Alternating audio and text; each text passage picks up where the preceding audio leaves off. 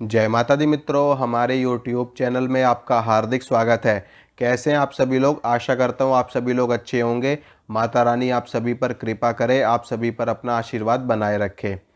मित्रों, कुछ लोगों का ये प्रश्न है कि जब वो साधना कर रहे होते हैं, जब वो किसी मंत्र का जप कर रहे होते हैं या वो किसी स्तोत्र का पाठ कर रहे होते हैं या कोई चालीसा पढ़ रहे होते हैं या अपने भगवान की, अपने इष्ट की पूजा आराधना कर रहे होते हैं, माँ भगवती की सेवा कर रहे होते हैं, तो उनके साथ में कुछ चीज़ें होने लगती हैं। उनको कुछ शारीरिक अनुभव होने लगते हैं, जैसे कि उनके हाथ कांपने शुरू हो जाते हैं या फिर उनको उनका उल्टी जैसा मन होने लगता है। उनको उनका शरीर भारी भारी होने लगता है, सिर भारी भारी होने लगता है, चक्कर जैसे महसूस होने लगते हैं और खेलने का मन करता है कि जैसे हम खूब खेलें और खेलते ही चले जाएं, इस तरीके का मन करता है। इसके साथ में उनको कुछ ऐसा अपने आज्ञा चक्र पे यहाँ पर खिंचाव महसूस होता है बहुत ज़्यादा, और कई बार तो ऐसे लगता है कि जैसे थोड़ी देर के लिए चेतना ही गायब हो गई बिल्कुल। इस तरीके से चीज़ें लोगों के साथ में होती हैं। लोगों को उबासियाँ बहुत ज़्यादा आने लगती हैं और लोगों को छींक बहुत ज़्यादा आने लगती है और लोगों को मतलब ऐसा फील होता है कि जैसे पूरा शरीर टूटा टूटा है, पूरे शरीर पर कोई बैठा हुआ है, कोई चीज़ आकर के बैठ गई है हमारे सिर पे, हमारे पैर पे, हमारे हाथ में, और हाथ कांपने लगते हैं बहुत ज़्यादा। ठीक है, हाथ वाइब्रेट होते हैं, शरीर वाइब्रेट होने लगता है और शरीर में एक बिजली सी दौड़ने लगती है, जैसे कि कोई शक्ति घूम रही है शरीर के अंदर। तो ये सब चीज़ें क्यों होती हैं और इनका क्या मतलब होता है? देखिए मित्रों, जब हम कोई पूजा करने लगते हैं, हम कोई साधना कर रहे होते हैं या फिर हम किसी मंत्र का जप कर रहे होते हैं, तो धीरे धीरे क्या होता है कि जिस चीज़ को हम कर रहे होते हैं वो चीज़ें सिद्ध होने लगती है।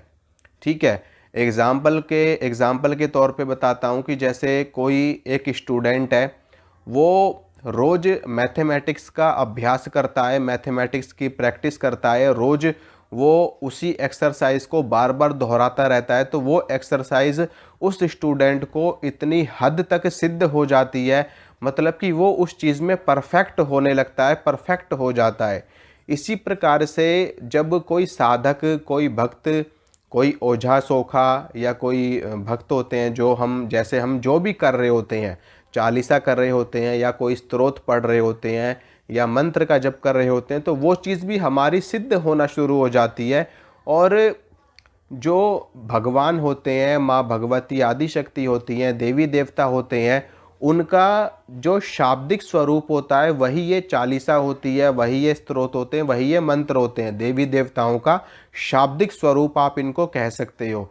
तो जब वो शाब्दिक स्वरूप सिद्ध होने लगता है तो देवी देवता भी हमें सिद्ध होने लगते हैं, क्योंकि हम चालीसा के माध्यम से उनकी स्तुति करते हैं।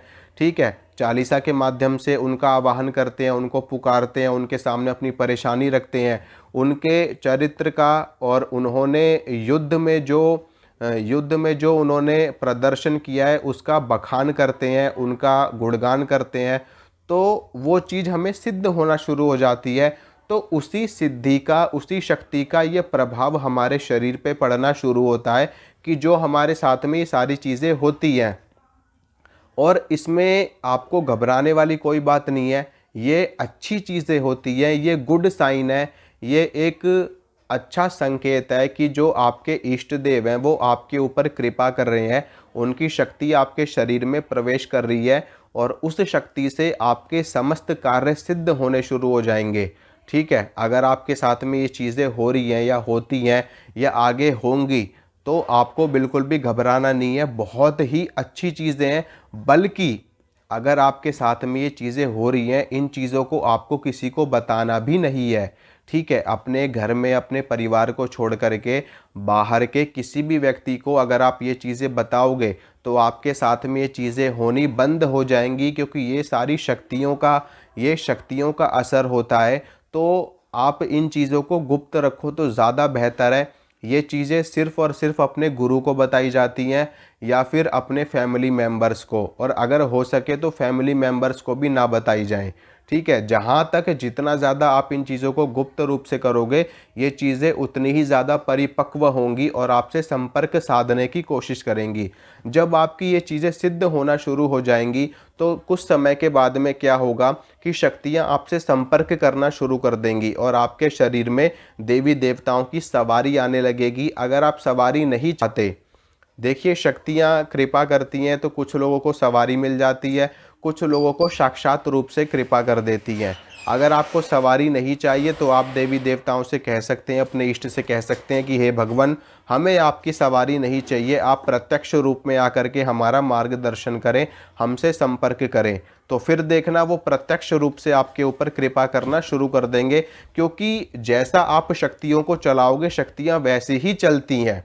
आप उनको जिस स्वरूप में धारण करोगे वो उस स्वरूप में धारण हो जाती हैं। जिस प्रकार से जो कुम्हार होता है वो मिट्टी को जिस स्वरूप में ढालता है वो मिट्टी उसी स्वरूप में ढल जाती है और वैसा ही बर्तन आपको प्राप्त होता है। इसी प्रकार से आप शक्तियों को जैसे स्वरूप में लोगे, शक्तियाँ उसी स्वरूप में आपके ऊपर, आपके सामने आनी शुरू हो जाती हैं। ठीक है, तो आपको बिल्कुल भी टेंशन नहीं लेनी, बिल्कुल भी घबराना नहीं है। अगर आपके साथ में चीज़ें घटित हो रही हैं तो ये अच्छी चीज़ें हैं और आपके ऊपर देवी देवताओं की कृपा है। ठीक है, बस आपको अपने आप को रोकना नहीं है। अगर आपके शरीर में शक्ति प्रवेश कर रही है तो प्रवेश करने दो, आपका खेलने का मन कर रहा है तो खेलो, आपका जैसा मन हो रहा है उसको होने दो, उसको घटित होने दो उस चीज़ को।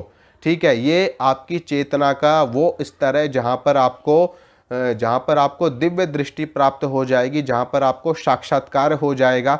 बस जो चीज़ हो रही है उसको होने दो, उसको रोको मत, उसको टोको मत, उसको बोलो मत कि मुझे क्या हो रहा है।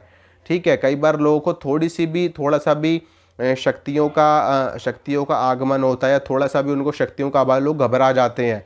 लोग सीधा बोलते हैं हे भगवान ये क्या हो रहा है मेरे साथ, मुझे तो ठीक कर दो, मुझे ऐसा कर दो, मुझे वैसा कर दो। तो ये चीज़ें आपको नहीं करनी। आपके साथ में जो कुछ भी हो रहा है, अगर आपको ज़्यादा परेशानी हो रही, ज़्यादा आपकी तबीयत खराब हो जाती है, तबीयत भी खराब हो जाती लोगों की, ठीक है, तो आपको घबराना नहीं है। लोग को उल्टियाँ शुरू हो जाती हैं, लोग बीमार पड़ जाते हैं, लोगों को बुखार आ जाता है, लोगों की हालत बहुत ज़्यादा ख़राब हो जाती है, उठने की हिम्मत नहीं होती बिस्तर से।